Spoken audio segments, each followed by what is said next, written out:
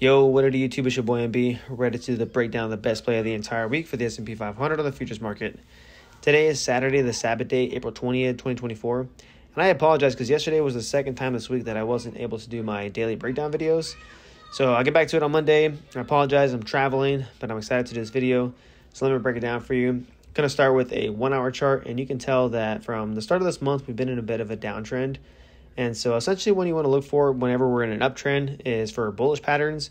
And whenever we're in a downtrend, you want to be looking for bearish patterns.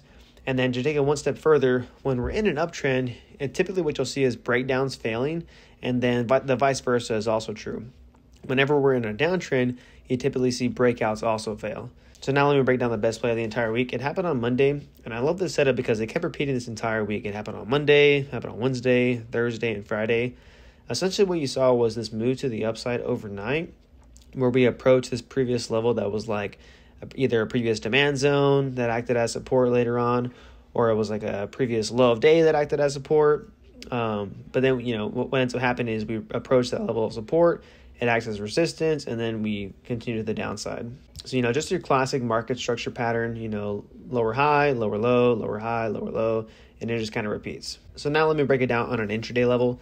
Like I said, overnight, we have this bullish move to the upside. At 7:30, 1 hour before the open, we have this news candle, and so we have a bullish move to the upside. We close right here. This next 5-minute candle, you can see that it goes all the way up here, but then sellers take control and push it all the way back down. And so now this level is like an area of resistance that we can't get above, right at 52.04. But then we get above it the next 5 minutes, and it acts as support for the next 15. And then over here at 8:30 in market open, we reject the supply area, and we find that this previous level is acting, or this level is acting as support until at 9:05 that we get the strong break below it. And so typically what I like to see whenever we break a support level is for us to retest it to see if it'll act as resistance. But sometimes what you'll find is that sellers are so strong that it keeps pushing it down, and we just never get an opportunity to retest it. And what you'll find is that we end up finding a new level of support that we end up breaking then, and then that level acts as resistance. And so that was the case here. So if I go to a 15-minute chart, you can see that we have this giant candle to the downside. We get a close right here. The next 15 minutes after that, you can tell that it's acting as support, where we reject VWAP, but we end up getting a close above this level.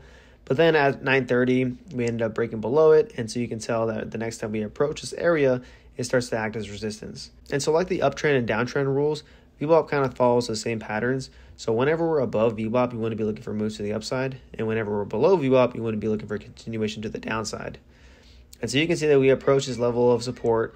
It starts to act as resistance. We're below VWAP. We're below the moving averages. And you can even tell that we're starting to form this bear flag. So you have our pull. We found the bottom, the pullback. Now we found our level of resistance. And because it's a bear flag, the pull becomes our measured move, which is essentially just our target. So you take the pull and you move it over to our level of support that's acting as resistance, which is also our entry. And then now the bottom becomes our target. And so our entry is right here at 51.85, and the target is down here at 51.40.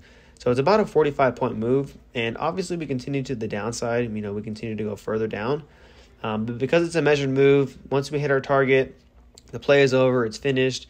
And so, like I said, it's 45 points. And so even though you miss out on another, 40 points, this move alone is still over $2,000. And so even if you only catch a portion of this move, $500, $1,000, or if you catch the entire $2,000 move, it's still really good returns for the amount of time that you're actually in this play. And on top of that, like I said in the beginning of this video, this pattern just kept repeating itself over and over again.